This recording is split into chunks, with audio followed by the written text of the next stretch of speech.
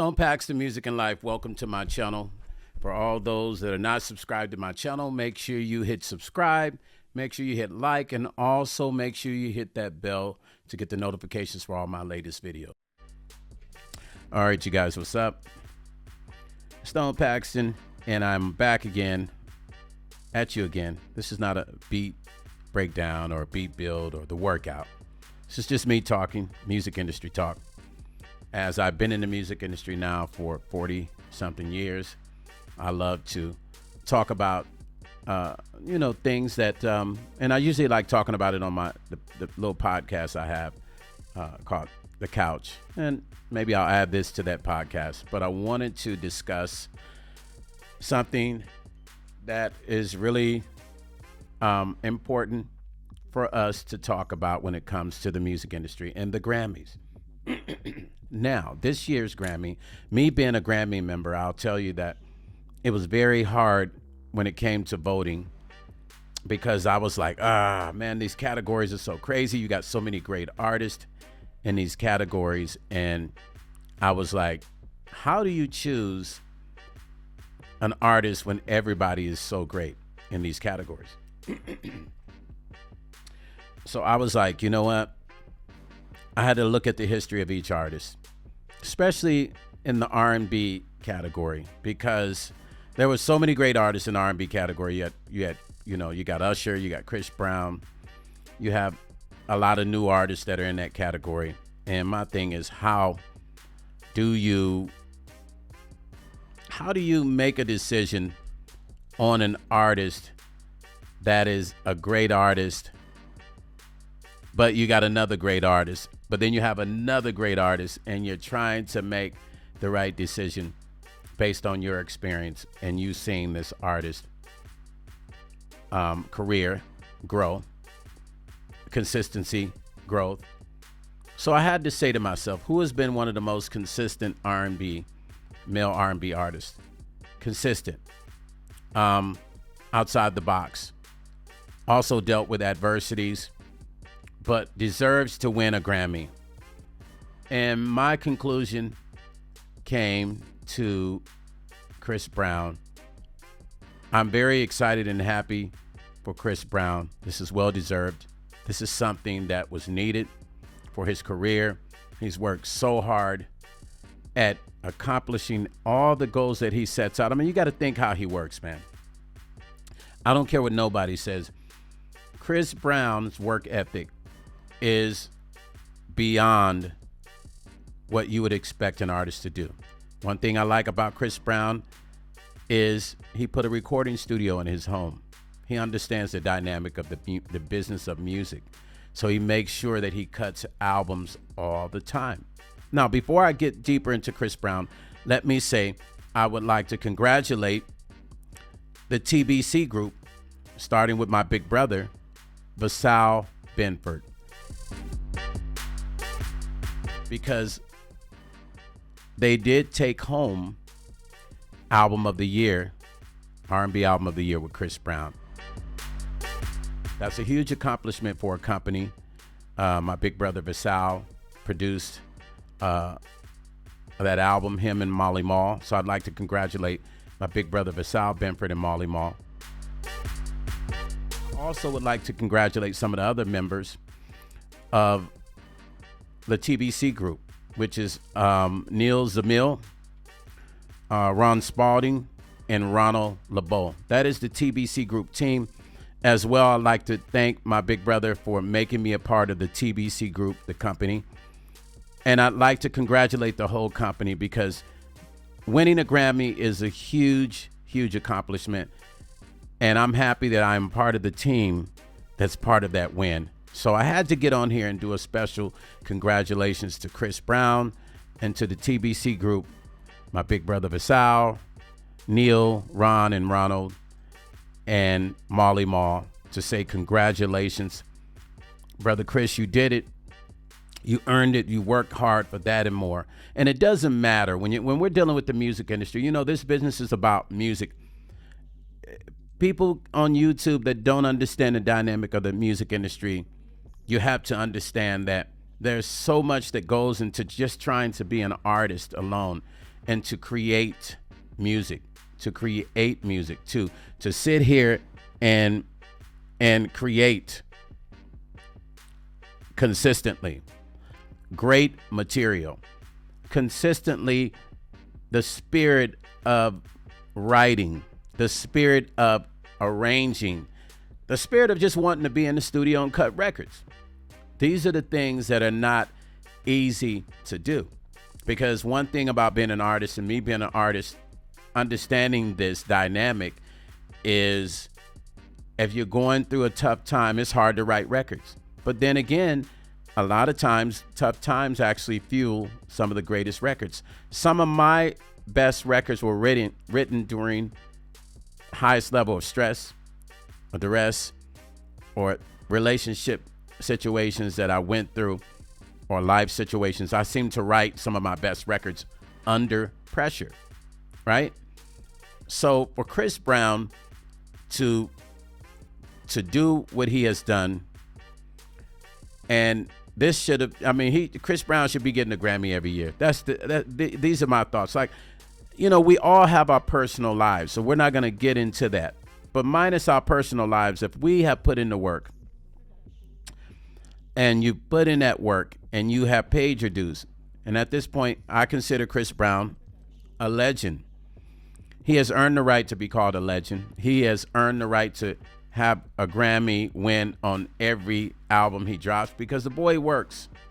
The gentleman works. The young man works. You understand what I'm saying?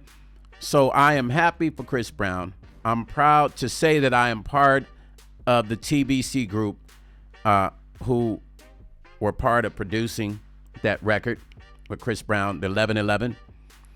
It's the greatest feeling in the world to be involved with some heavyweight situations and to be in the middle of, because all these guys that I'm involved with are the heaviest of the heavyweights in the music industry. I'm excited to be able to say that, because it's an honor to be in the right circles. So when I get on YouTube and you see me doing these beat workouts, it's not because I have to be on YouTube. I don't have to be on YouTube. If you knew my history of how I help artists, I'm one of those guys who are constantly helping artists out. That's my history.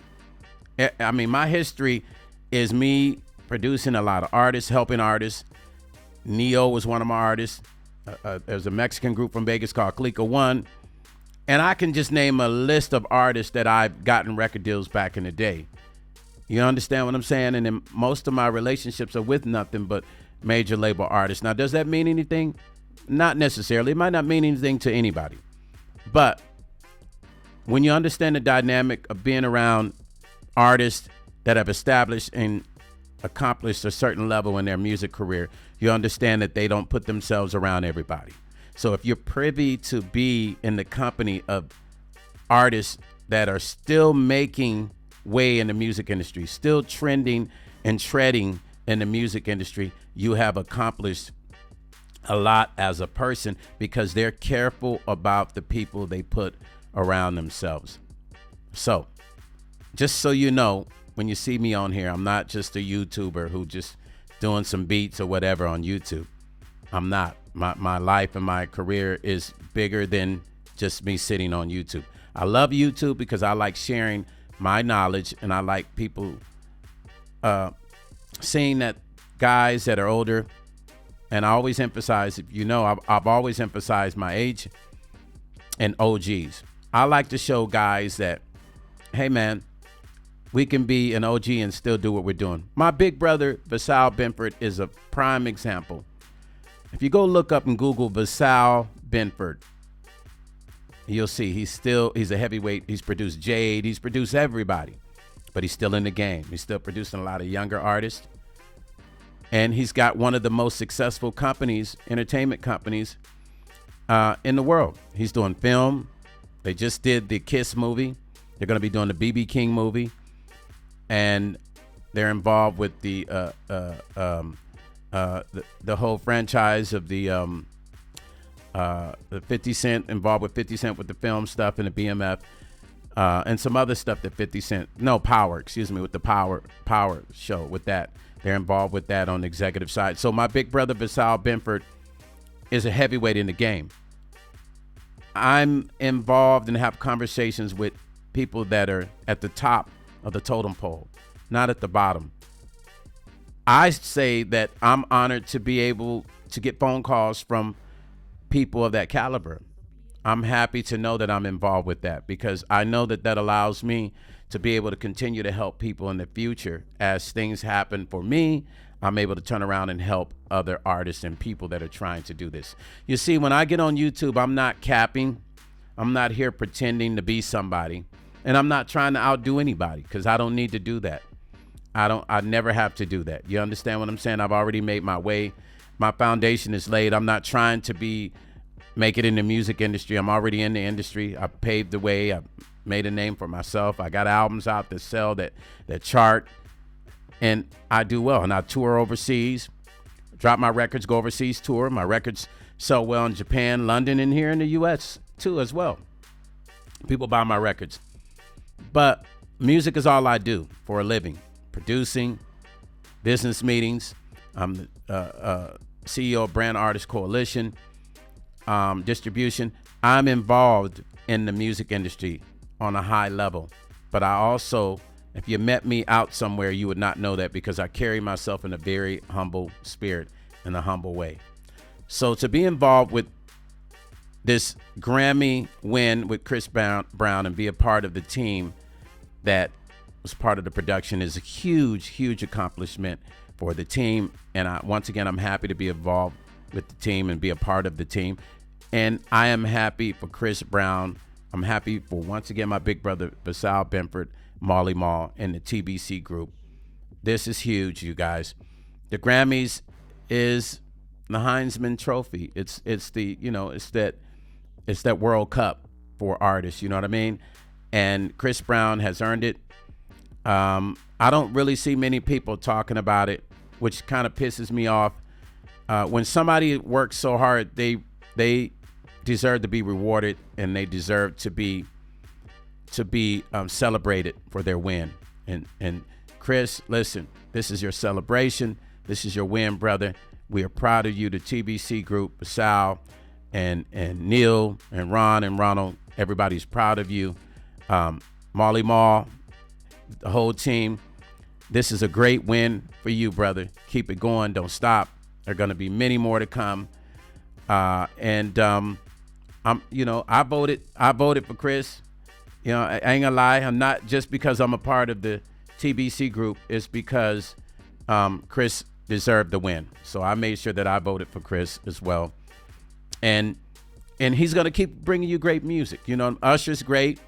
Usher's great at what he does. This is not about us, bashing anybody. Also, yeah, Usher's excellent at what he does, but Chris has earned this, and he deserves this. You understand what I'm saying? Usher has won a lot. He's had Grammys. It was Chris' turn. It was Chris' time, and everybody respects that. You know what I mean? Also, congratulations to Miss Beyonce for Country Album of the Year. I know that it was very complicated. When you decide to step into a different style of music, I'm an artist, I'm a singer. I had a rock album I did years ago. I was in a rock band called Gypsy Brown, and we were all black rock band. So when you challenge the status quo and you go against that as an artist and you say, I'm going to do this, and then people go, oh, well, you can't do country, or you can't do rock because you're black, or you can't do country because you're black. Well, if we want to think about the foundation of music, country started in the black folks started country. It started in the bayou, and it started from blues. You know what I'm saying? The deep in the South, country started in the black community. Rock also started from black folks. Now, you'll have those of you that will come and watch this video and don't know their history of music, so they'll say opposite. But if you do your research, you will see there was a reason why Elvis Presley was infatuated with black music. There was a guy that wrote most of Elvis records, and you can go look this up. Some of his early demos, when Elvis was first getting his taste of the music industry, there was this black guy. I can't remember his name, but I promise you, if you go and you hear this black guy, Elvis Presley sounds just like this guy. Now, you got to remember, Elvis Presley grew up in Tupelo, Mississippi, where you had, the Church of God in Christ, churches, and the music was soulful, but it was church music, and he was infatuated with it, which is why he never left the roots of gospel music, because that's what he grew up listening to in Tupelo, Mississippi. You understand what I'm saying? So Miss Beyonce, when she stepped off into the country, and she got all the backlash with her doing country, and people telling her, you ain't gonna be able to do this, or we're not gonna play your music on radio. But I already knew when she did it, I was like, her fans are gonna buy the record. It's like all they're doing is adding fuel to the fire. The more they say they're not gonna play her record, the more her fans are going to request it at radio. And at that point, you're not going to be able to stop it. If you're getting 100 calls a day for Beyonce, you're pretty much going to have to play her record. And that's what happened. Now, she didn't win a country music award, but that's okay. Because trust me, eventually she will win that. But she did win a Grammy for Best Country Album. And that is huge.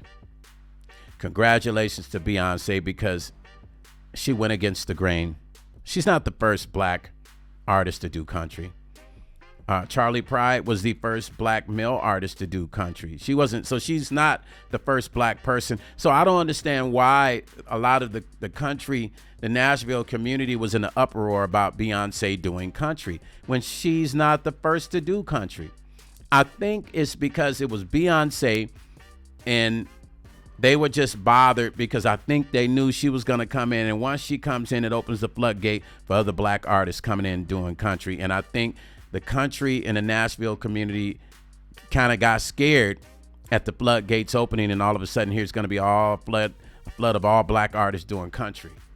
That's what I think were the sentiments, although they didn't say it. But if you heard some of the stuff they were saying, you can read between the lines and tell that that's exactly what they were really trying to say. Like, we ain't trying to have a whole bunch of black folks here doing country. Now, some will say, Stone, man, what you talking about? Man, you just saying stuff. No, I'm not.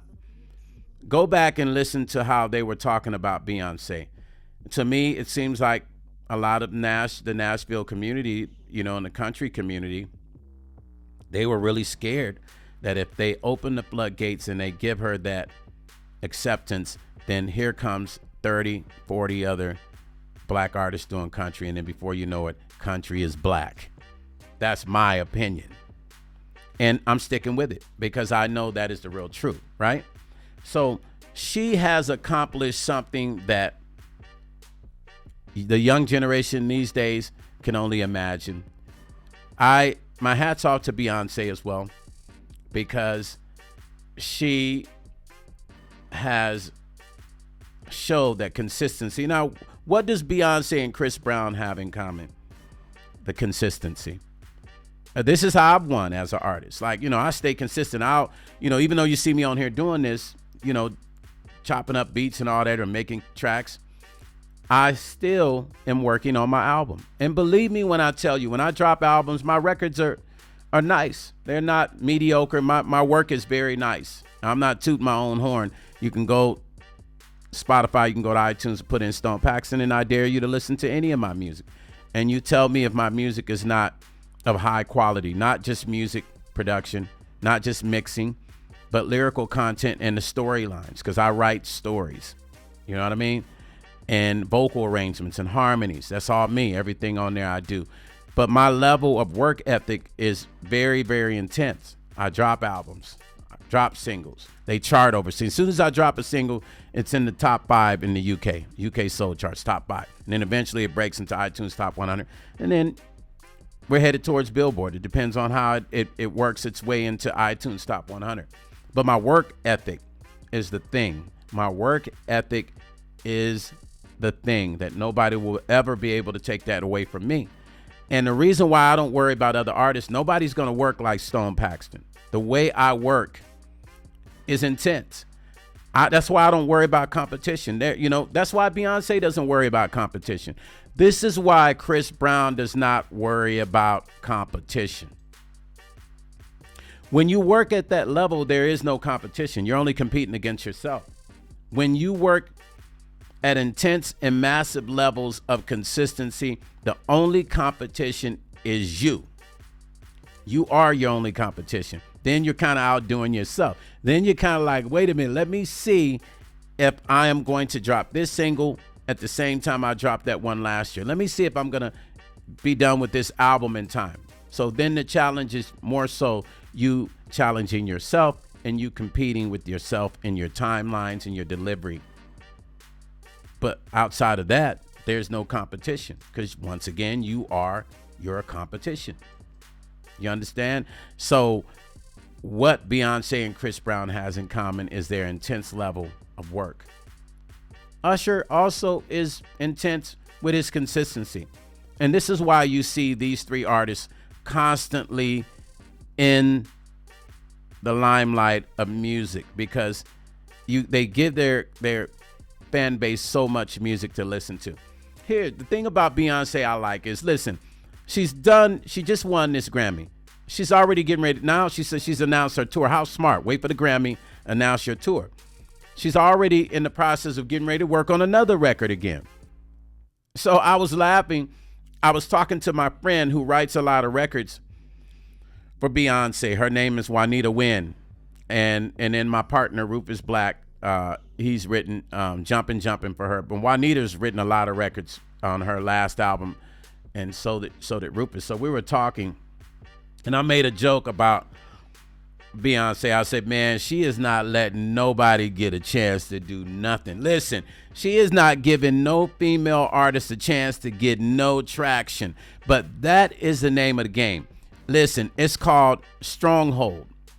Once you grab something, it's like a pit bull. When a pit bull grabs somebody, they got to get pliers, and they have to get crowbars to pry that dog's mouth open.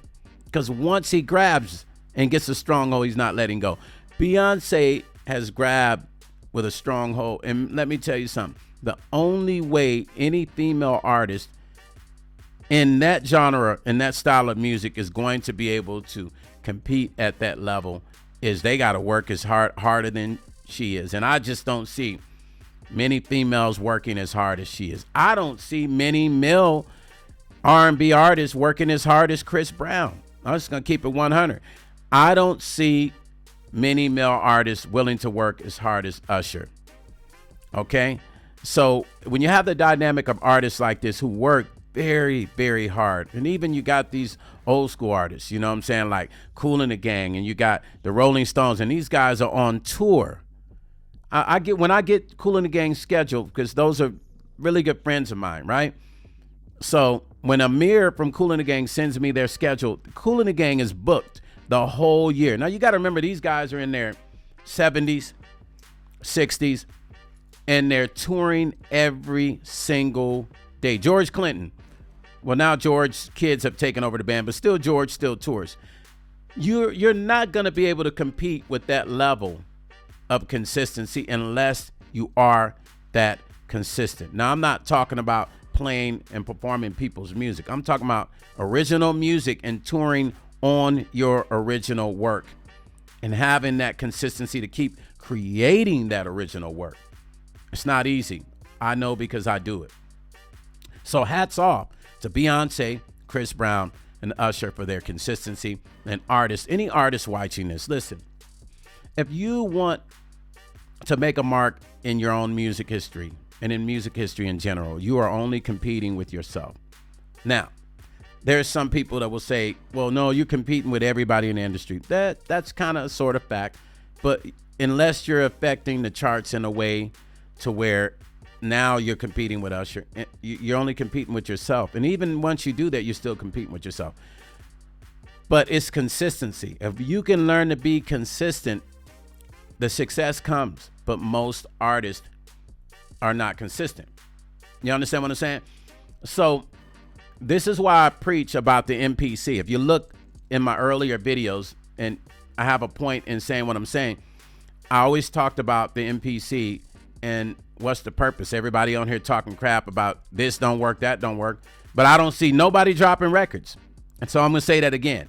For all you MPC users, drop records. Stop doing all the talking. Stop getting on people's channels saying stuff. Drop records, because you can pull up all my records. You can, I mean, I'm not just in here doing nothing. I actually put records out. So it's that consistency I'm talking about. So from studio to records, put those records out. Be consistent. You're in control of your career. You can write your own narrative. But you don't have a lot of time because we're going to be older than we are younger. So for those that's sitting around thinking they got all the time in the world to drop an album, you actually don't. Get those records done, put them out. Rappers, singers, get the records done, put them out. Drop the next one. Let your fans decide, and then pick and choose which one you want to market. You might put out 20 records, but you might not have the budget to market all 20. You might pick your best 3 to market, right? And then later on, you could always come back and market a record. Hell, records come in and out of the charts all the time. I've had albums of mine that come in and out of the charts. Like, I never know tomorrow if one of my singles are going to break back into the iTunes top 100 and then go back out. So records will spin, you'll get streams, and they'll drop. You'll get streams, they'll drop. I mean, that's normal, right? There's a period of time where people listen to records more, and then it'll bottom out. As long as people are listening, as long as people are following you, as long as you're making some kind of money off of this. But if your focus is making money, then you'll never be consistent. Your consistency should be based on your love of the music first. The money comes after all that. The money comes from the consistency and the love and the passion of doing it. Trust me when I tell you, be consistent. Don't put so much focus on the money of it, because like I said, if you put the focus on being consistent, then the money will come. Just learn to be consistent. That is the most important part about this, is the consistency. Be consistent. Get in the studio, work on those records, put those records out. You can get a Grammy. You can have a Grammy. I mean, you know, a lot of independent artists have been winning Grammys. I've been considered for three Grammys for 3 albums. Excuse me. I've never been nominated or won, but I've been involved on projects that won Grammys. So if you think about it, I'm still winning. For instance, me being a part of the TBC group and my big brother producing Chris Brown's album, I'm a part of that team. So when Chris won, we all won. So that's still a win. You understand what I'm saying? Those wins that you want eventually come with consistency, you know, with reverence. You have to be consistent. People look at you and they say, hey, this guy's been doing this for 20 years. This guy's been doing it for 30 years. This guy's been doing it for 15. There's a lot of artists think they're just going to get a Grammy like that. There's artists with hits that still haven't gotten Grammys. So I'll say again, you have to be consistent in this business. This is why Chris Brown won his Grammy. It was his time. This is why Usher won his Grammy when he won. It was his time. This is why Beyonce continuously wins Grammys. It's her time, and she's hungry for it. You understand what I'm saying? Stay hungry. Stay consistent. But don't talk about it. Just be about it, man. Be a person of your word. Be a person of consistency. Move. Cut your record. Get it out. Don't be working on a record for a year. When somebody talks to you and they're asking you, hey, man, what about that single? Oh, we're still working on it. This is what most artists do. They love the conversation of talking about it. Like, they get excited just talking about, yeah, I got to working on my single. It's coming. But then they never put the single out. This is the average artist. But when some new Yeezys come out, some new Nikes come out, you best bet they're going to have them on. $300-400, and they don't believe in themselves enough to invest that money into their career, whether it be marketing, promotions, whether it be the right producer and writers, or either just putting it out, because it costs money to put records out. It's not just free. You understand what I'm saying? So be consistent. You can write your history in every record. Because one thing about it, nobody can take away what you've built, no matter who it is. Not me, not the other person on the end of this camera, not your family, and not your friends. When you write your history, you're writing your story, his story. You understand what I'm saying? And her story. You're writing your story, and that can never be taken away. So 10 years pass, that's 10 years of work you could have done. 2 years pass, that's 2 years of work you could have done. A year passed. That's 1 year of putting records out that you could have done.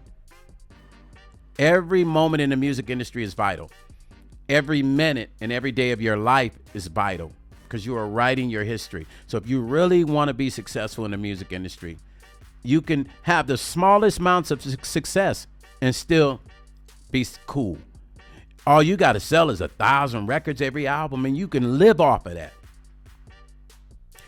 I still do vinyl. Before this whole vinyl thing was happening, I think it's hilarious because I've always put out vinyl and CDs. When my album comes out, my CDs are in stores in London, in Japan, Spain, Amsterdam, and my vinyl is also. And it's in limited stores in America as well, okay? Because it gets shipped back. It gets imported back over here. But I never, ever sway from what works. So write your narrative, you guys. Be consistent. Stay consistent. Put those albums out. Don't just be on YouTube talking, and make it happen, man. The power is in your hands. Once again, congratulations to Chris Brown for R&B Album of the Year for 11/11. Congratulations to my big brother, Vassal Benford, producer, and him and Molly Mall, Vassal Benford and Molly Mall, on the production of that album.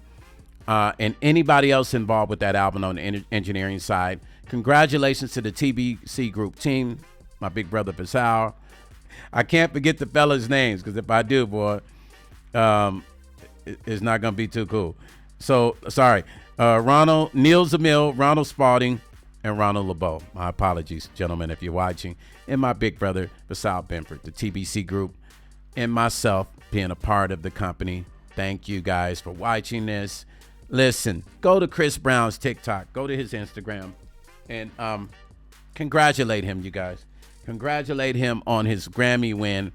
Congratulate him on YouTube. Make a video congratulating Chris Brown, because he has earned it, you guys, and he deserves to be congratulated. That's what this is about, you guys. Stone Paxton Music and Life, and I'll catch you on the next video. Peace, and I'm out.